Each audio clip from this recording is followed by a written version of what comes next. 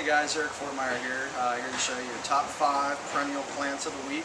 Jared's out of town this week in Raleigh, North Carolina, enjoying some garden centers that he's been willing to visit. So I get to do the video this week, and I'm going to do it on my top 5, not necessarily my top 5, but 5 shade plants that I really like for your shade garden to create a really dramatic garden.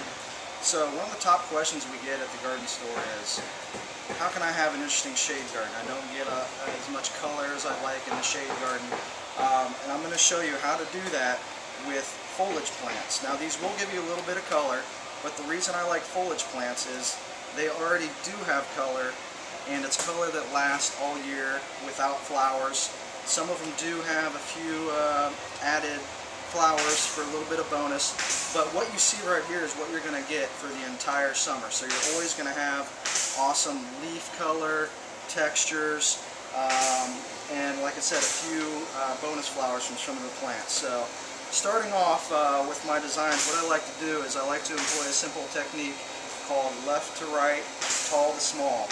And what I mean by that is I like to use my taller plants from the left and start to slowly angle them down to the right, so you just get a little bit of pop of form and height, and of course colors throughout the design.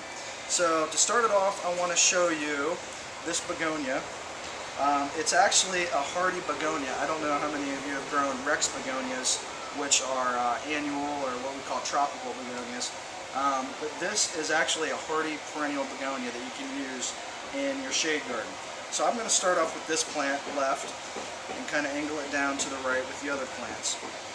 Another plant that I love, that I have a lot of at my house, is the Japanese painted fern. This is a really popular fern that gives you all sorts of colors: silvers, reds, greens, and sometimes even a little bit of a black contrast as well. So it's a great plant to contrast with some darker plants and lighter plants. The third plant I like, and Becca, if you can zoom in on this one, is a newer variety of coral bell. I don't know if you can see the little mottling and splotching on the leaves. It's just a unique color to look at throughout the year. Each leaf is different, like snowflakes. This one is called Midnight Rose Heuchera Coral Bell, and I love using this to contrast with some of the lighter plants. It just gives you a nice pop.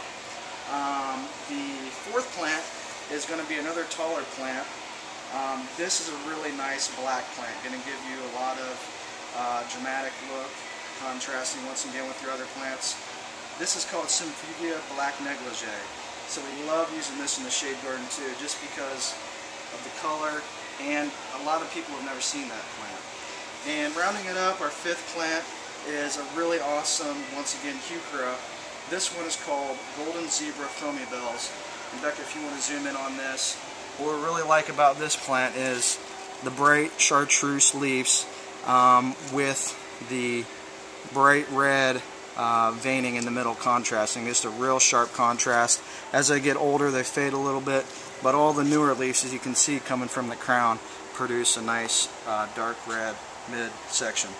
So that wraps it up for this week. These are, once again, my top 5 that we have in stock right now to produce a real nice dramatic shade garden. So I hope you like it, and check us back next week. Thanks a lot. See you later.